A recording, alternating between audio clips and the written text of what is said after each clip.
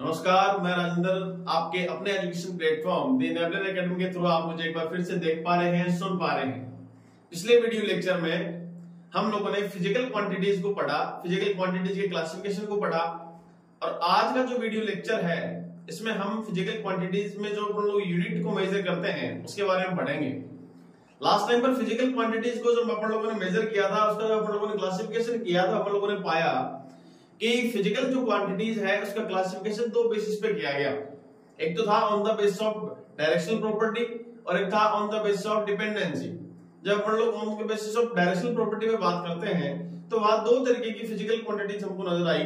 उसमें एक physical quantity अपने पास स्केलर थी और एक फिजिकल क्वांटिटी अपने पास में वेक्टर थी। जो स्केलर क्वांटिटी थी वो अपने पास में नॉन डायरेक्शनल थी और जो आपके पास में वेक्टर क्वांटिटी थी वो आपके पास में डायरेक्शन बेस्ड थी। क्लियर? उसके बाद अपन लोगों ने डिपेंडेंसी में बात की तो आप लोगों के पास में दो फिजिकल क्वांटिटी नजर आई, एक फंडामेंटल क्वांटिटी और एक आप लोगों के पास में डेराइव्ड क्वांटिटी। इन सभी क्वांटिटीज के बारे में पढ़ने के बाद में मैंने लास्ट टाइम पर आप लोगों को बताया, ये लास्ट टाइम पर मैंने आपके पास में बोर्ड पे इस चीज को नोट किया कि किसी भी फिजिकल क्वांटिटी को जब अपन लोग नोट करते हैं तो उसको किस तरीके से नोट किया जाता है। अगर आपको थोड़ा बहुत आइडिया हो तो मैंने लास्ट टाइम पर उस वीडियो लेक्चर में यहां इस चीज को नोट किया था कि फिजिकल जो क्वांटिटी है, फिजिकल क्वांटिटी को सिंपली n इंटू यू की फॉर्म में अपन लोग नोट करते हैं। Clear that? लास्ट टाइम पर सेम इसी जगह पे अपन लोगों ने नोट किया था कि फिजिकल जो क्वांटिटी है उसको n इंटू यू की फॉर्म में नोट किया जाएगा। जैसा कि यहां आप लोगों के पास में जो n होता है, ये n आप लोगों की न्यूमेरिकल वैल्यू होती है। n क्या होती है आप लोगों के पास में? न्यूमेरिकल वैल्यू होती है। न्यूमेरिकल वैल्यू को एक्चुअल के अंदर कभी कभार कुछ लोग मैग्नीट्यूड भी नोट कर देते हैं। क्या कर देते हैं? अपने पास में मैग्नीट्यूड भी नोट कर देते हैं। संख्यात्मक मान लिखा हुआ है, परिमाण लिखा हुआ है। क्लियर है? और जो आपका u है, ये जो u है वो आपका किसको रिप्रेजेंट करता है? यूनिट को रिप्रेजेंट करता है। आई बात समझ आप सभी लोगों के दिमाग में कि u तो किसको रिप्रेजेंट कर रहा है? यूनिट को रिप्रेजेंट कर रहा है, और n किसको रिप्रेजेंट कर रहा है? न्यूमेरिकल वैल्यू को रिप्रेजेंट करके बता रहा है। क्लियर हो गया है कि नहीं? अब आप लोग कहोगे कि सर ऐसी इसको किस तरीके से आइडेंटिफाई करें, है कि नहीं? कोई ऐसा एग्जांपल हमें बताओ ताकि हम इस चीज को थोड़ा सा और बेहतर तरीके से समझ पाए। तो इसका एग्जांपल आप कुछ ऐसा समझ सकते हो कि मान के चलो कि एक पॉइंट ए अपने पास गिवन है, एक पॉइंट बी अपने पास में गिवन है, और इन दोनों के बीच की जो डिस्टेंस अपने पास में है ए बी, वो अपने पास में एक्चुअल में 6 मीटर गिवन है। कितनी गिवन होगी अपने पास में? 6 मीटर अपन लोगों के पास में ए टू बी पॉइंट के बीच की जो है डिस्टेंस अपन लोग मेजर कर रहे हैं। यानी कि अब डिस्टेंस जो है एक तरीके की लेंथ है, और लेंथ क्या एक फंडामेंटल क्वांटिटी है, और फंडामेंटल क्वांटिटी एक फिजिकल क्वांटिटी का पार्ट है। और आप लोगों को पता लगा कि सर किसी भी फिजिकल क्वांटिटी को जो हम लोग नोट करते हैं तो एक्चुअल के अंदर ये डिस्टेंस किसको रिप्रेजेंट कर पा रही है? 6 मीटर को रिप्रेजेंट कर पा रही है। और यदि हम इसको ढंग से देख पा रहे हैं तो इसका मतलब क्या हो गया? इसको हम इससे कंपेयर करें एक बार के लिए, और कंपेयर करते हैं तो पता लगा कि सर यहाँ पर जो है ये n इंटू यू की फॉर्म में लिखा हुआ है। यानी कि जो 6 लिखा हुआ है वो तो इसकी न्यूमेरिकल वैल्यू है, और जो u लिखा हुआ है ये इसकी क्या किसको रिप्रेजेंट कर रहा है? यूनिट को रिप्रेजेंट कर रहा है। यानी कि इस कंप्लीट फिजिकल क्वांटिटी यानी इस लेंथ की जो यूनिट अपने पास में गिवन है वो क्या गिवन है? अपने पास में मीटर गिवन है। साहब यहां तक की बात आपके दिमाग में आनी चाहिए थी। उसके अलावा आप लोग ऐसा एग्जांपल भी ले सकते हैं, जैसे मान के चलो कोई बॉक्स अपने पास में गिवन है। अब इस बॉक्स का जो वेट है वो 1 किलोग्राम है, मान के चलो, है कि नहीं? इस बॉक्स का वेट 1 किलोग्राम है। अब जाहिर सी बात है कि अपने पास में ऐसे अपन लोगों ने 4 बॉक्स बना दी। सपोज करो कि अपन लोगों के पास में सेम पोर्शन के अपने पास में 4 बॉक्स मैंने यहाँ पे इसको नोट कर दिए। अब जाहिर सी बात है कि इस कंप्लीट बॉक्स का जो अपने पास वेट होने वाला वो कितने किलोग्राम होने वाला है? यहाँ पे 4 किलोग्राम इसका क्या रहने वाला है? वेट रहने वाला है, और ये इसका क्या हो गया? एक तरीके से मास हो गया। तो यहाँ पे ये जो 4 लिखा हुआ है ये तो न्यूमेरिकल वैल्यू को रिप्रेजेंट कर रहा है, लेकिन यहाँ पे जो किलोग्राम है वो किसको रिप्रेजेंट कर रहा है? इसकी यूनिट को रिप्रेजेंट कर रहा है। आई होप आपके दिमाग में बात क्लियर होगी कि फिजिकल क्वांटिटी किसको रिप्रेजेंट करती है यहाँ पे। यानी कि यूनिट का मतलब क्या है? यूनिट एक तरीके से किसी व्यक्ति के बारे में है। जैसा किसी व्यक्ति के बारे में यदि हम लोग जानना स्टार्ट करते हैं तो पहले उसका नाम, उसके बाद उसका जो सरनेम होता है उससे हमको उसका आइडिया लगता है कि ये कौन से कास्ट से बिलोंग कर रहा है, या फिर इसका फैमिली बैकग्राउंड किस तरीके का है। क्लियर हो रही बात तरीके से? तो आप लोगों के पास में फिजिकल क्वांटिटी भी एक तरीके का एक पर्सन है, एक व्यक्ति है जिसके बारे में हम लोग जानना चाह रहे हैं। और उसके जानने के लिए आप लोग ऐसा समझ सकते हो कि फिजिकल क्वांटिटी Q को n इंटू यू की फॉर्म में रिप्रेजेंट कर दे तो n तो क्या हो गया? इसका नाम हो गया, और u क्या है? इसका सरनेम हो गया है। तो क्या बताओ सरनेम के बारे में आप लोग को यू की आप कंप्लीटली इस वीडियो लेक्चर में क्या पढ़ने वाले हैं, यूनिट के बारे में पढ़ने वाले हैं, यू के बारे में पढ़ने वाले हैं। यहां तक की बात क्लियर हो गई दिमाग में आप लोगों को बड़े तरीके से। तो किसी भी फिजिकल क्वांटिटी को रिप्रेजेंट करने के लिए, बताने के लिए आप लोग उसको किसके थ्रू रिप्रेजेंट करते हो, n into u की फॉर्म में रिप्रेजेंट करते हो। n का मतलब होता है न्यूमेरिकल वैल्यू और u का मतलब होता है इसकी यूनिट। क्लियर हो गई। उसके बाद आप लोगों से एक बात और कही जा रही है कि क्या सर किसी भी फिजिकल क्वांटिटी को रिप्रेजेंट करने के लिए, बताने के लिए क्या सभी को इस तरीके से लिखना आवश्यक होगा, है कि नहीं। और आप लोगों को मैंने कहा भी था कि फिजिकल क्वांटिटी अपने आप में एक स्पेसिफिक प्रॉपर्टी रखती है। उसमें से एक तो अपन लोगों ने पढ़ा था ओनली मैग्नीट्यूड वाला पोर्शन पढ़ा था, एक पढ़ा था मैग्नीट्यूड प्लस यूनिट वाला पोर्शन पढ़ा, और एक अपन लोगों ने क्या पढ़ा, मैग्नीट्यूड प्लस यूनिट प्लस में डायरेक्शन वाला पोर्शन पढ़ा। तो कभी कभार कुछ फिजिकल क्वांटिटीज ऐसी भी होती है जिसमें यूनिट की आवश्यकता नहीं होती है, लेकिन जैसे रेशियो के बारे में पढ़ा था, रिफ्रैक्टिव इंडेक्स के बारे में पढ़ा था, डाइलेक्ट्रिक कांस्टेंट के बारे में पढ़ा था। उन सभी चीजों को लेकर के अपन लोग डिस्कस करेंगे। लेकिन अब आप लोगों से बोला गया फिजिकल जो क्वांटिटी आप लोग पढ़ रहे हो उसको रिप्रेजेंट करने का तरीका समझ लिया, n का मतलब क्या होता है, u का मतलब क्या होता है वो आप लोगों ने समझ लिया। अब बात रही कि सर यूनिट क्या है एक्चुअल के अंदर, यूनिट किस तरीके से आइडेंटिफाई कर पा रहे हैं, किस तरीके से हम इसको समझ पा रहे हैं। तो यहां जो है यूनिट के लिए आप लोग ऐसा कर सकते हो कि किसी भी फिजिकल क्वांटिटी को रिप्रेजेंट करने के लिए, बताने के लिए हमें किसी एक स्टैंडर्ड वैल्यू के थ्रू इसको कंपेयर करना पड़ेगा। फिजिकल क्वांटिटी का मेजरमेंट करने के लिए, उसको मापने के लिए, उसका मेजरमेंट करने के लिए हमें एक ऐसी स्टैंडर्ड वैल्यू चाहिए जिसके आधार पे हम क्या कर सकते हैं, उस फिजिकल क्वांटिटी का क्या कर सके, मेजरमेंट कर सके, उसे माप सके। क्लियर हो रही बात दिमाग में। अब सर मेजरमेंट कैसे करके बताएं, है कि नहीं है। तो सबसे पहला काम आता है कि यूनिट की डेफिनेशन क्या है सर, यूनिट की डेफिनेशन क्या है। तो मैंने आप लोगों से कहा कि यूनिट की डेफिनेशन बताने के लिए अपन लोग क्या कर रहे हैं, सिंपली छोटा सा रूप ले रहे हैं, है कि नहीं। और यदि मैं डेफिनेशन के बारे में डिस्कस करूं तो डेफिनेशन क्या कहेगी बताओ, यूनिट के बारे में पढ़ लो के बाद। जैसे मान लो कि मैंने यहां पे लिखा यूनिट, क्या कहेंगे, a definite quantity, a definite quantity which help us to measure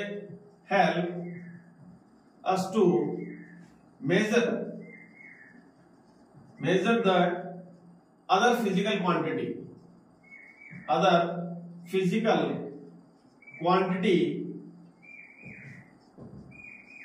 of the same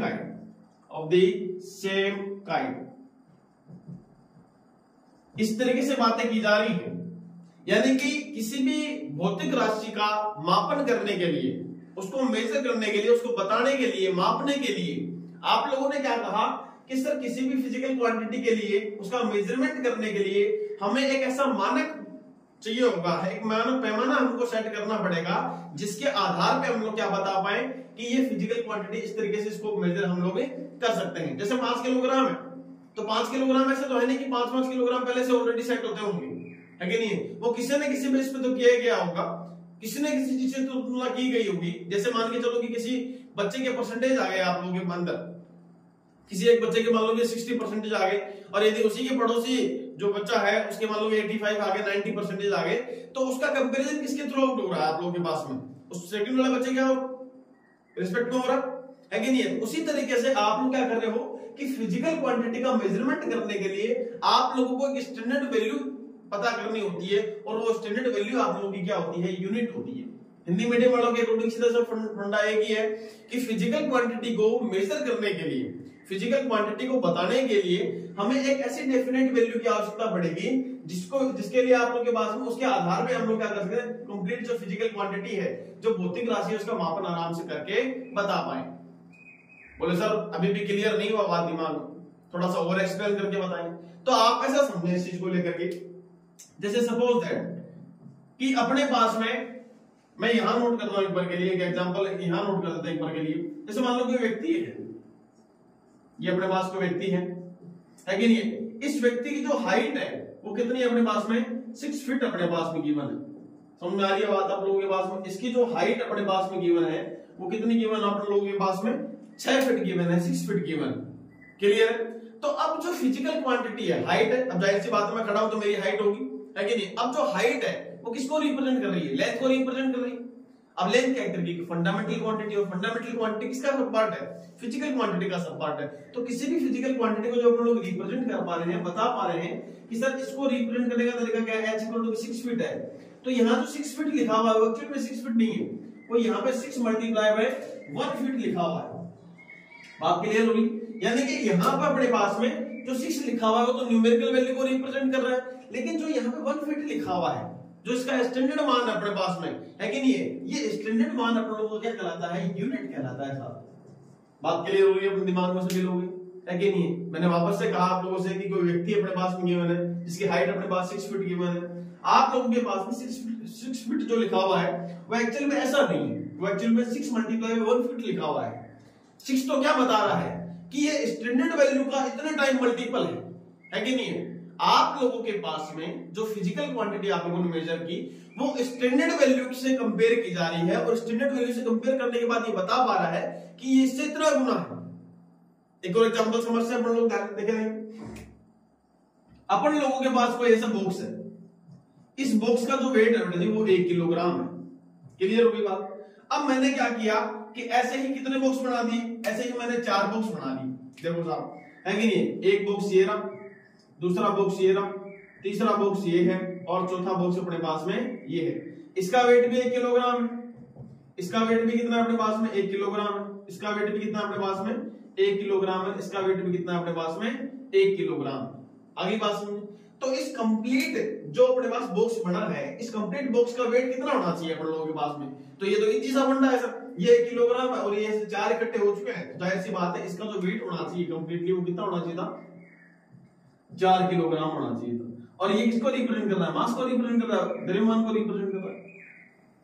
तो यहां जो ये लिखा हुआ है 4, ये 4 इस तरीके से नहीं है, ये लिखा हुआ है multiply by 1 kg equal to B m। यही होता है भाई, 1 किलोग्राम ये था, ऐसे कितने बॉक्स है? 4 बॉक्स से मल्टीप्लाई कर दिया। जो 1 किलोग्राम यहां लिखा हुआ है नहीं, यही आपकी क्या है? फिजिकल क्वांटिटी है। बात क्लियर हो गई दिमाग में बढ़िया तरीके से? सबसे पहला स्टार्ट फिजिकल क्वांटिटी से किया, उसको कैसे रिप्रेजेंट करते हैं, इसमें यू का मतलब क्या होता है? यू का मतलब यूनिट होता है किसी भी फंडामेंटल क्वांटिटी को रिप्रेजेंट करने के लिए।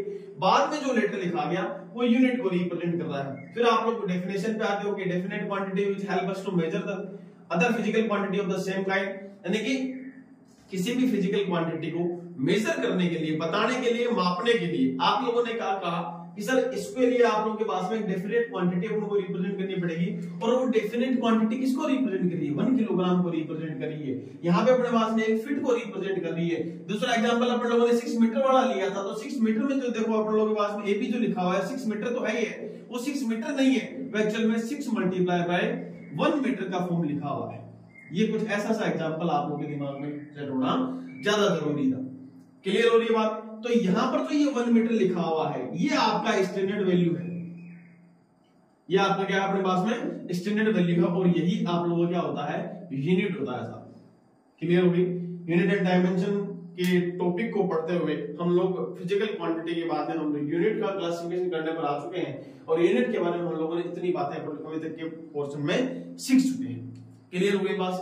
अब आपके दिमाग में प्रश्न ये आया कि सर क्या फिजिकल क्वांटिटी में उसका मेजरमेंट जब करते हैं तो यूनिट कोई भी रिप्रेजेंट कर सकता है? क्या हम कुछ भी लिख सकते हैं क्या इसके आगे? फीट लिख दिया है कि नहीं, इंच लिख सकते हैं, हम लोग सेंटीमीटर लिख सकते हैं। तो सभी लोगों ने क्या किया, अब सब लोग तो अपने अपने हिसाब से नहीं बना सकते, है कि नहीं? अब सभी लोग तो अपने अपने अकॉर्डिंग क्या नहीं कर सकते हैं, अलग अलग इसका क्लासिफिकेशन नहीं कर सकते, है कि नहीं? जैसे मान के चलो कि मैं अपने घर पे जो मैं लेंथ को मेजर कर रहा हूँ, मैं तो फीट में मेजर कर रहा हूँ, है कि नहीं? और मेरे जो छोटे भाई बहन है वो मान लो मीटर में मेजर कर रहे हैं, सेंटीमीटर में मेजर कर रहे हैं। ऐसा सिस्टम तो नहीं है।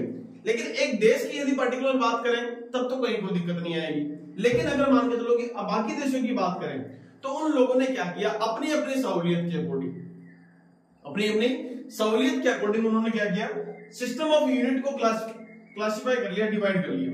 क्या कह रहा हूं आप लोगों के पास में, सिस्टम ऑफ यूनिट जो है उसके अकॉर्डिंग इन लोगों ने बात कर ली। कौन कौन से पॉइंट पर बात की है? अब सब लोग तो अलग अलग सोचते हैं, तो सब लोगों ने अलग अलग सोचा होगा अपन लोग तरीके से, है कि नहीं? उसमें पहला पॉइंट कौन सा था अपन लोगों के पास में? सबसे पहला पॉइंट अपन लोगों को पढ़ने को मिला एफपीएस।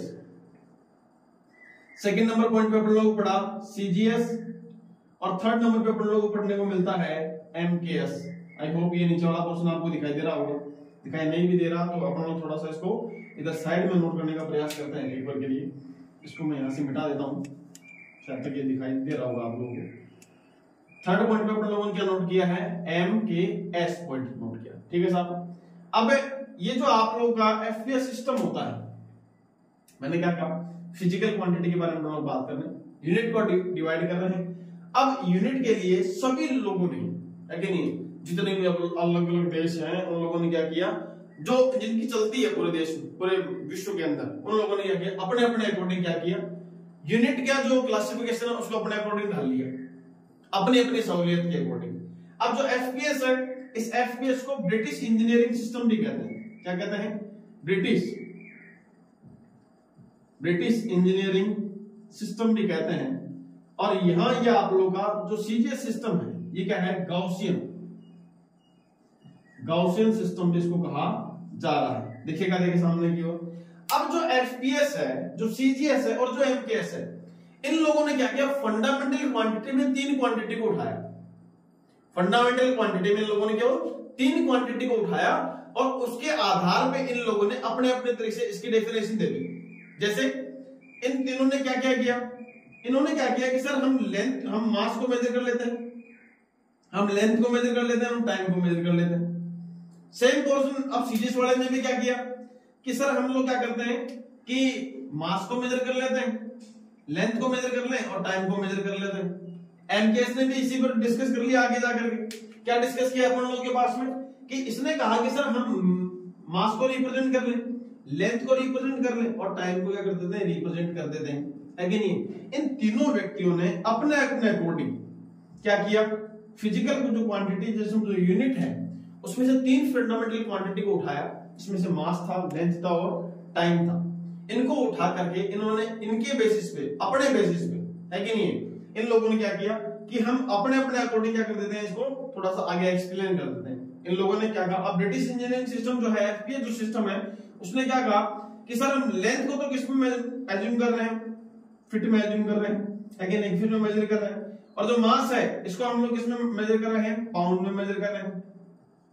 उसके बाद में टाइम को सेकंड में मेजर कर रहे हैं। वहीं अगर CGS सिस्टम की बात करें तो यहां आप लोगों के पास में ये जो मास है ये तो अपने पास में ग्राम में मेजर होने लग गया, है कि नहीं है। जो लेंथ अपने पास में वो सेंटीमीटर में मेजर होना स्टार्ट हो गई और जो आपका टाइम था वो किसमें मेजर होना स्टार्ट हो गया, सेकंड में स्टार्ट हो गया।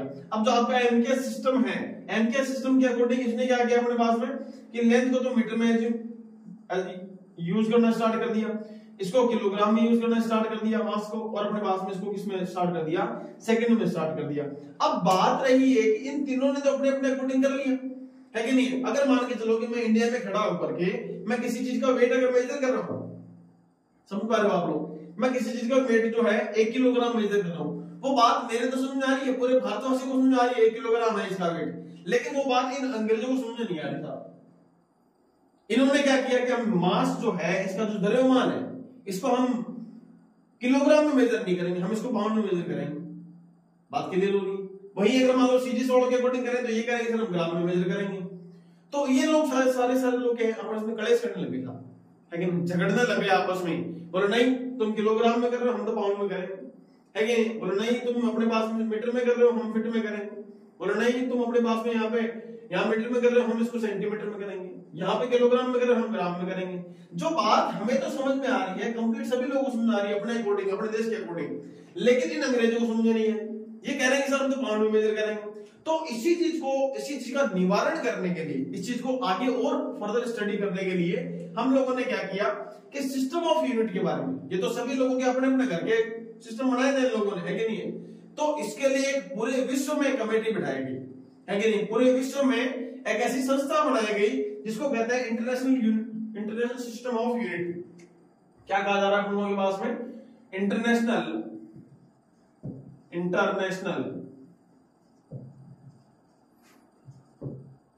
System of unit. इसने क्या किया कि सर अब ऐसे लड़ाई झगड़े होने स्टार्ट हो गए, है कि नहीं। तो अब लड़ाई झगड़ों का कोई ना कोई तो उपाय होना चाहिए ना, अब इनको कहीं ना कहीं तो इनका सॉल्यूशन होना चाहिए ना। तो इन सभी का सॉल्यूशन करने के लिए पूरे विश्व के अंदर एक ऐसे स्टैंडर्ड एक ऐसे मानक पैमाने पर लोगों ने लिए, ऐसे सटीक पैमाने हम लोगों ने लिए कि जहां अगर मान के चलो इंडिया में अगर वेट 1 किलोग्राम हो रहा है तो वो वहां पे अगर मान लो आप इंग्लैंड में जाओगे तो भी 1 किलोग्राम ही रहेगा। बात क्लियर हो रही है? ऐसा सिस्टम हम इसको अपन लोग क्या कहते हैं, ऐसा सिस्टम भी कहते हैं। देखना देख एक बार सामने की ओर, इसको एसआई यूनिट सिस्टम भी कहा जाता है। इंटरनेशनल सिस्टम ऑफ यूनिट की जब अपन लोग बात कर रहे हैं तो आप लोगों के पास में सिंपली एक बात लिखी हुई है कि इंटरनेशनल यूनिट ऑफ सिस्टम या फिर ऐसा यूनिट जो अपन लोगों के पास में क्या काम करके दे रही है, ये फंडामेंटल क्वांटिटी के लिए आप लोगों के पास में कुछ ऐसा पैमाना सेट करके बता रही है कि कंप्लीट विश्व के अंदर आप किसी भी देश में चले जाओ, है कि नहीं है, जो इसने मेजर कर दिया, जो यूनिट इसने डिसाइड कर दी, वही यूनिट पूरे कंप्लीट विश्व को क्या करनी पड़ेगी, फॉलो करनी पड़ेगी, पूरे वर्ल्ड को फॉलो करनी पड़ेगी। अब ये वाला जो सिस्टम है ऐसा यूनिट ऑफ सिस्टम, ये एमकेएस का ही आगे इसको एक्सपेंडेड फॉर्म है एक तरीके से। भाई इन लोगों ने तो फंडामेंटल क्वांटिटी के बेसिस पे अपन लोग मास को लिया, लेंथ को लिया, टाइम को लिया, लेकिन ऐसा सिस्टम ऑफ यूनिट ने क्या किया, 7 जो अपने पास फंडामेंटल क्वांटिटी है उन सभी को आगे इसने क्या कर दिया, क्लासिफाई कर दिया, है कि नहीं है। अब आगे चेक करते हैं। तो अब अपन लोगों के पास में ऐसा यूनिट सिस्टम के अकॉर्डिंग जब अपन लोग बात करना स्टार्ट करें, उससे पहले अब अपन लोग जितना भी क्लासिफिकेशन पढ़ेंगे तो वो किसके बेसिस पे पढ़ने वाले हैं, ऐसा यूनिट के सिस्टम में पढ़ने वाले हैं। तो मैं यहां नोट करने जा रहा हूं क्लासिफिकेशन ऑफ यूनिट। देखिएगा, देखिए सामने की ओर, सिंपल सा फंडा एक ही है कि एफपीएस सिस्टम बनाया गया, सीजे सिस्टम बनाया गया, एफपीएस एमकेएस सिस्टम बनाया गया। इन तीनों सिस्टम का कलेश खत्म करने के लिए, झगड़ा खत्म करने के लिए एक नया व्यक्ति आया, इसको अपन लोग ऐसा यूनिट ऑफ सिस्टम के इंटरनेशनल सिस्टम ऑफ यूनिट कह रहे हैं, इसको ऐसा यूनिट सिस्टम भी कहा जाता है। अब जो भी क्लासिफिकेशन हम लोग पढ़ने वाले हैं वो किसके बेसिस पे पढ़ने वाले हैं, हम लोग यहाँ पे वो फंडामेंटल इंटरनेशनल ऐसा यूनिट सिस्टम पे पढ़ने वाले हैं।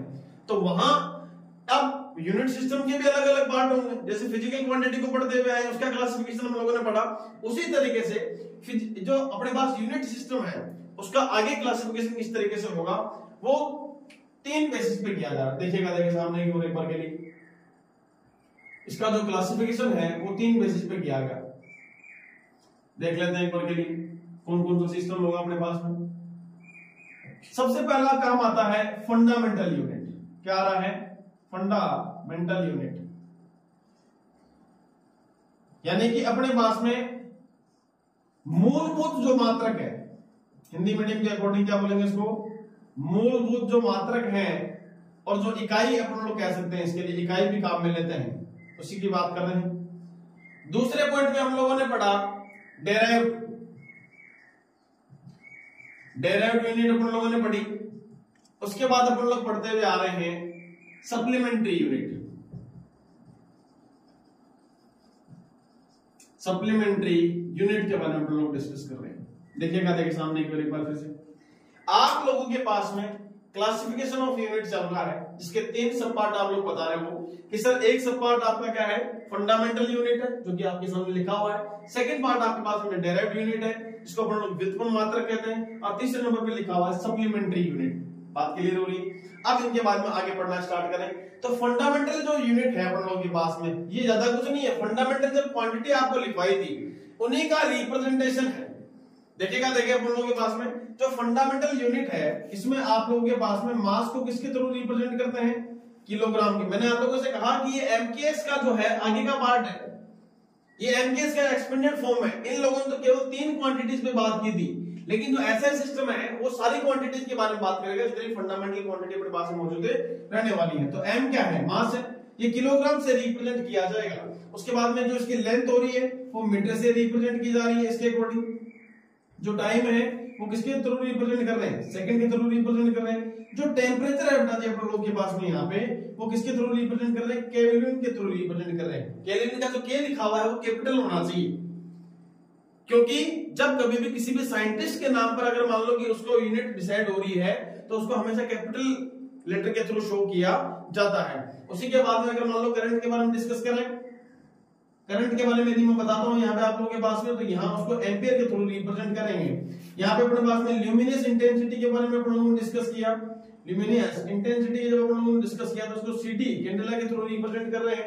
और अमाउंट ऑफ सब्सटेंस की यदि अपन लोग बात करें, अमाउंट ऑफ सब्सटेंस पे यदि हम लोग बात करें तो उसको सिंपली एम वाली मोल के थ्रू हम लोग क्या कर रहे हैं, रिप्रेजेंट करे पा रहे हैं। तो यहाँ अपने पास में 7 तरीके की जो फिजिकल जो फंडामेंटल क्वांटिटी हुआ करती थी, इसमें मास को किलोग्राम के थ्रू, लेंथ को मीटर के थ्रू, यहाँ पे अपने पास में टाइम है इसको सेकंड के थ्रू, टेम्परेचर को केल्विन के थ्रू, इसमें अपने पास में करंट को एम्पियर और ल्यूमिनेसेंट इंटेंसिटी को सीडी, और यहाँ पे सीडी तो कैंडेला, और यहाँ पे अमाउंट ऑफ सब्सटेंस क्या है, मोल के थ्रू रिप्रेजेंट किया जा रहा है। ज्यादा कुछ नहीं है, ये बातें आपकी पहले की पढ़ी हुई हैं। उसके बाद बात डिस्कस करना शुरू करते हैं डेराइव्ड यूनिट के बारे में। डेराइव्ड यूनिट क्या है कि व्युत्पन्न है, कि जिसमें ऐसी यूनिट जिसको यूज करने के लिए, इसको बनाने के लिए अपन लोग क्या कर रहे हैं, इस फंडामेंटल यूनिट का यूज कर रहे हैं। इस पे डिपेंड कर रही है साहब, है कि नहीं? किसी समझ नहीं आया एग्जांपल देके बताओ। एग्जांपल देते हैं साहब अपने पास में। अब जैसे मान लो कि एक न्यूटन लिखा हुआ है कि नहीं? ये किसकी यूनिट है अपने पास में? फोर्स की यूनिट है। अब फोर्स आप लोगों को सर एक न्यूटन ये कैसे होगा? देखो एक बार के लिए एक न्यूटन कैसे फंडामेंटल क्वांटिटी डायरेक्ट क्वांटिटी के अकॉर्डिंग आएगी। आपको पता है कि sir F equal to P क्या होता है? ma होता है। अब ये 1 न्यूटन है, 1 न्यूटन फोर्स होने के लिए जाहिर सी बात है कि अपने पास में ये जो मास होना चाहिए वो कितना किलोग्राम होना चाहिए? 1 किलोग्राम होना चाहिए, है कि नहीं? और एक्सेलरेशन क्या होता है? मीटर पर सेकंड स्क्वायर होता है कि नहीं? तो 1 मीटर होना चाहिए यहाँ पे, और नीचे का होना चाहिए सेकंड स्क्वायर होना चाहिए। अब एक बात चीज नोट करके देखो आप लोगों के पास में, ये जो न्यूटन आ रहा है ये फोर्स की तो यूनिट थी एक तरीके से, तो यहाँ पर जो किलोग्राम है वो किसको रिप्रेजेंट कर रहा है? मास को रिप्रेजेंट कर रहा है। एक जो मीटर है वो क्या बताओ, ये फंडामेंटल क्वांटिटी नहीं है क्या? यहाँ पर ये जो सेकंड है क्या ये फंडामेंटल क्वांटिटी नहीं है क्या? है कि नहीं? तो एक जो न्यूटन है वो अपने पास में क्या बताओ, किलोग्राम पे, मीटर पे और यहाँ पे सेकंड पे डिपेंड नहीं कर रहा क्या? और तीनों की तीनों फंडामेंटल क्वांटिटी नहीं है कि नहीं? और अगर मान लो कि ये फंडामेंटल क्वांटिटी है तो जाहिर सी बात है जब ये इस पे डिपेंड कर रहा है तो इसको अपन लोग क्या कह सकते हैं? डायरेक्ट क्वांटिटी कह सकते हैं। ऐसा करके आप लोग क्या कर सकते हो, बहुत सी जो फिजिकल क्वांटिटीज हैं उनके जो अपन लोग के पास में यूनिट है उसको आप लोग क्या कर सकते हो? डिफाइन कर सकते हो। जैसे आप लोग ग्रेविटेशन फोर्स हो गया, आप लोग के पास में संवेग हो गया P बराबर mv, जिसको आप लोग मोमेंटम कहते हो, उसको आप लोग यहाँ पे डिराइव कर सकते हो। तो सभी चीजों के बारे में, यूनिट को, सिस्टम को आप लोग यहाँ पे इजीली क्लासिफाई कर सकते हो। 2 क्वेश्चन हम लोग पढ़ चुके हैं जो कि हम लोग के पहले भी पढ़े हुए थे। क्लियर दैट, है कि नहीं? क्लासिफिकेशन ऑफ यूनिट के अंदर हम लोगों ने 3 पोर्शन को पढ़ा, फंडामेंटल यूनिट, डायरेक्ट यूनिट और अपने पास में सप्लीमेंट्री यूनिट। फंडामेंटल जो क्वांटिटी थी सेम उसी बेसिस पे चल रहा है, मूलभूत जो इकाइयां हैं, मास को किलोग्राम के थ्रू, लेंथ को मीटर के थ्रू, टाइम को सेकंड के थ्रू, टेम्परेचर को केल्विन, करंट को एम्पियर और ल्यूमिनेसेंट इंटेंसिटी को कैंडेला, सीडी के थ्रू, अमाउंट ऑफ सब्सटेंस को मोल के थ्रू। डायरेक्ट यूनिट के बारे में आपको एग्जांपल देके बताया जा चुका है। लेकिन एक नई चीज सामने आती है अपन लोगों के पास में कि सर सप्लीमेंट्री यूनिट क्या है? सप्लीमेंट्री यूनिट क्या है? सप्लीमेंट्री यूनिट पढ़ने से पहले आप लोगों को यह जानना बहुत ज्यादा जरूरी हो गया कि सप्लीमेंट्री यूनिट से पहले आप लोगों को क्या पढ़ना पड़ेगा? यहाँ पे सप्लीमेंट्री क्वांटिटी के बारे में पढ़ना पड़ेगा साहब। देखो यहाँ पे अपने पास में सप्लीमेंट्री क्वांटिटी के बारे में हम लोग पढ़ने जा रहे हैं। तो लेकिन मैं एक बार के लिए यहाँ नोट कर देता हूं, इसके अंदर अपने पास में एक तो होता है रेडियम और दूसरा अपने पास में क्या होता है? स्टेरेडियम होता है। देखिएगा एक बार के लिए 2 चीजें अपन लोगों को पढ़नी है सप्लीमेंट्री यूनिट के अकॉर्डिंग। ये चीजें डिस्कस करने से पहले आपको आइडिया होना चाहिए कि सप्लीमेंट्री क्वांटिटी क्या क्या होती है। देख लेते हैं, उसके बारे में बात करते हैं एक बार के लिए। सप्लीमेंट्री क्वांटिटी क्या है अपन लोगों के पास में?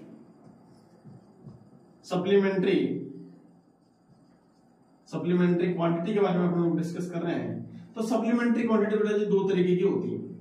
एक तो आपका होता है प्लेन एंगल और एक आपका क्या होता है? Solid angle. देखिएगा सामने की ओर। सप्लीमेंट्री यूनिट को डिफाइन करने के लिए, इसको बताने के लिए आप लोगों के पास में 2 तरीके की चीजें और पढ़ने को मिलनी चाहिए आप लोगों को। प्लेन एंगल हो गया और एक आपका क्या हो गया है? सॉलिड एंगल हो चुका है साहब। सर क्या होता है प्लेन एंगल? कैसे इसको आइडेंटिफाई करेंगे, कैसे इसको डिफाइन करेंगे? तो प्लेन एंगल जो है, अब जाहिर सी बात है कि कंप्लीट एक प्लेन है कि नहीं? अब इस प्लेन को डिफाइन करने के लिए, बताने के लिए आप लोगों ने जब छोटी क्लासों के अंदर ऐसा पढ़ा होगा तब उसमें ऐसा बताया गया होगा कि 2 लाइंस अपने पास में है, एक लाइन ये है और एक लाइन अपने पास में ये है। जब कभी भी कोई भी जो प्लेन एंगल होता है वो 2 लाइंस का इंटरसेक्शन पॉइंट होता है। 2 लाइन आपस में कितनी झुकी हुई हैं उसको रिप्रेजेंट करता है और उसको थीटा के थ्रू रिप्रेजेंट किया जाता है। बात क्लियर हो गई है कि नहीं? अब आप लोगों के पास में ये जो एंगल है, ये जो एंगल आपके पास में है जो कि 2 लाइंस के इंटरसेक्शन से बन रहा है, उस एंगल को बढ़ा दिया, अपन लोग क्या कह रहे हैं, प्लेन एंगल कह रहे हैं। अब अपन लोगों के पास में एंगल की डेफिनेशन क्या है एक्चुअली के अकॉर्डिंग, कि एंगल इक्वल टू क्या होता है, एंगल इक्वल टू होता है sir length of the arc, length of the arc divided by क्या होता है अपन लोगों के पास में, रेडियस। देखिएगा देखिए अपन लोगों के पास में ये आपके पास में रेडियस है, ये आपके पास में लेंथ ऑफ द आर्क है।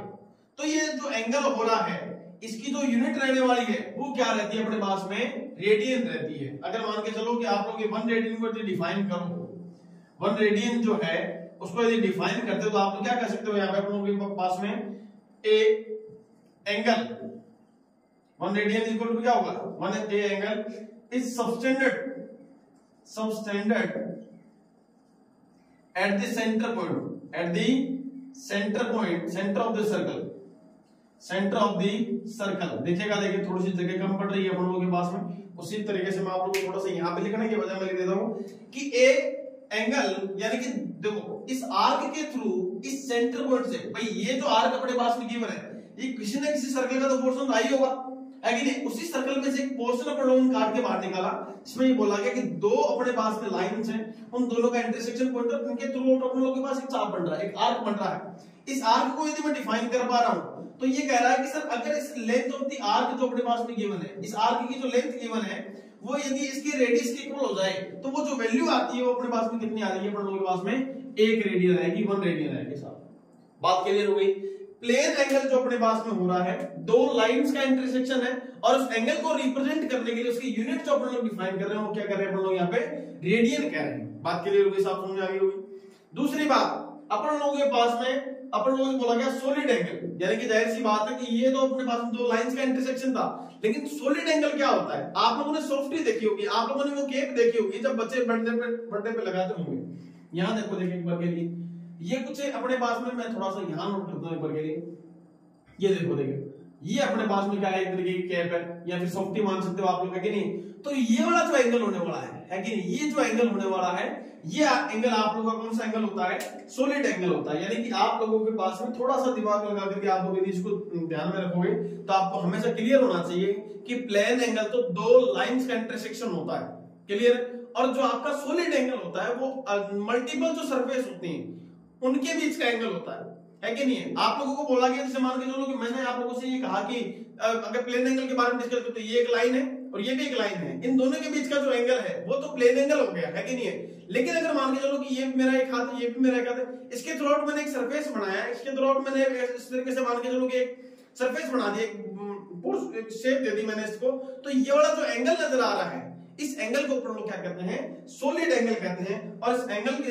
सॉलिड एंगल को डिफाइन करने के लिए ये जो एंगल आप लोगों के पास में डिफाइन होता है इसके थ्रू आउट अपन लोगों के पास में लिख देता हूं मैं एक बार के लिए, सॉलिड एंगल इक्वल टू क्या होगा अपने पास में, सरफेस एरिया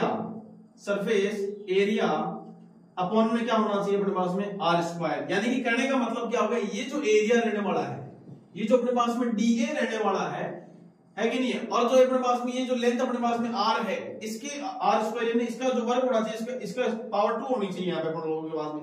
सॉलिड एंगल को डिफाइन करने के लिए surface area upon R square का फॉर्म है, और इसको रिप्रेजेंट करने के लिए आप लोग इसको यूज करते हो, स्टेरेडियन को यूज करते हो। यहाँ पे तो अपन लोग इसको थीटा के थ्रू रिप्रेजेंट कर रहे थे, लेकिन यहाँ इसको हम लोग इसके थ्रू रिप्रेजेंट करते हैं, ओमेगा के थ्रू रिप्रेजेंट करते हैं। ये आपका क्या बनता है अपन लोगों के पास में, यहाँ पे ओमेगा बनता है। साहब देख लो, देखे सारे के सारे क्लियर तरीके से।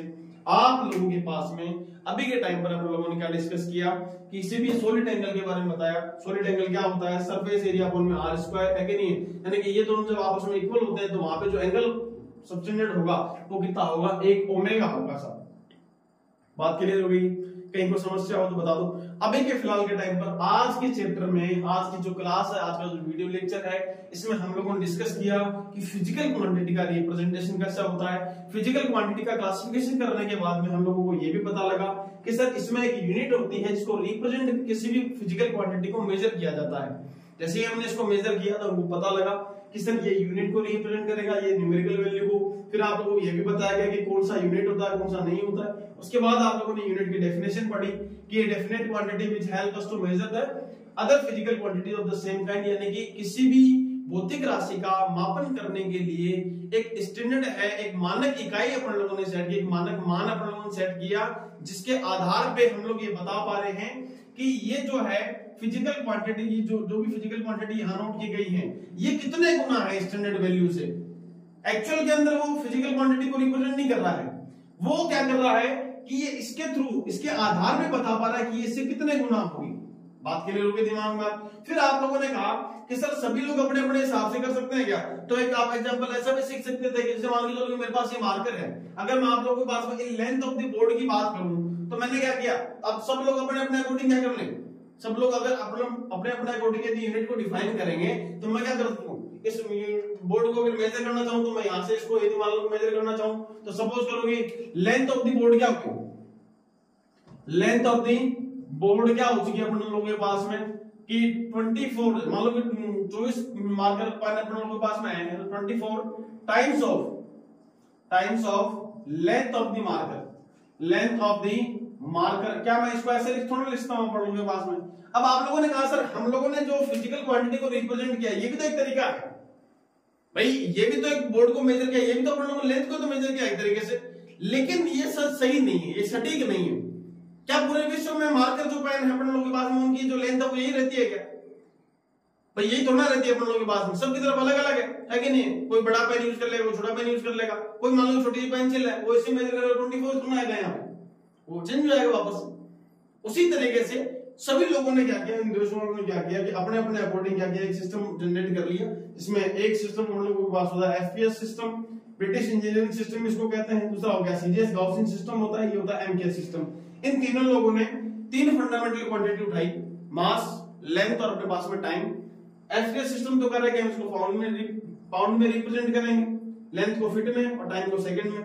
वहीं सीजीएस सिस्टम मास को ग्राम में, लेंथ को सेंटीमीटर में और टाइम को सेकंड में, और यहाँ मास को किलोग्राम में, लेंथ को मीटर में, और अपन लोगों के पास में यहाँ पे जो टाइम है इसको सेकंड में रिप्रेजेंट करेंगे। क्लियर हो रही है? उसके बाद इन सभी के झगड़े, ये तो आपस में लड़ने लगे कि यहाँ तो 1 किलोग्राम हो रहा है, ये अंग्रेज मान नहीं रहे कि यहाँ पे 1 किलोग्राम होगा कि नहीं, बोल नहीं हम तो पाउंड में नोट करके देंगे, ऐसा कोई सिस्टम नहीं है। अब इन्हीं के सिस्टम को खत्म करने के लिए एक नया सिस्टम जनरेट किया गया, इंटरनेशनल सिस्टम ऑफ यूनिट, इसको ऐसा यूनिट भी कहा जाता है। अब जो आगे यूनिट का जो क्लासिफिकेशन किया गया वो ऐसा यूनिट सिस्टम पे किया गया जिसके आधार पे ये बताया गया कि यूनिट का जो क्लासिफिकेशन है वो 3 बेसिस पे किया गया, फंडामेंटल यूनिट, सेकंड नंबर अपन लोगों ने बताया डिराइव्ड यूनिट, और तीसरे नंबर पे अपन लोग क्या बता रहे हैं, सप्लीमेंट्री यूनिट। फंडामेंटल यूनिट के अकॉर्डिंग आप लोगों ने जो 7 अपने पास फंडामेंटल क्वांटिटी थी उन्हीं को रिप्रेजेंट करने का तरीका बताया, जिसमें मास हो गई, लेंथ हो गई, अपने पास में टाइम हो गया, टेम्परेचर हो गया, जो अपने पास करंट है, ल्यूमिनेस इंटेंसिटी है, इन सभी, और अपने पास में अमाउंट ऑफ सब्सटेंस है, किलोग्राम, मीटर, सेकंड, अपने पास केल्विन, एम्पियर, कैंडेला, और अपने पास में मोल है।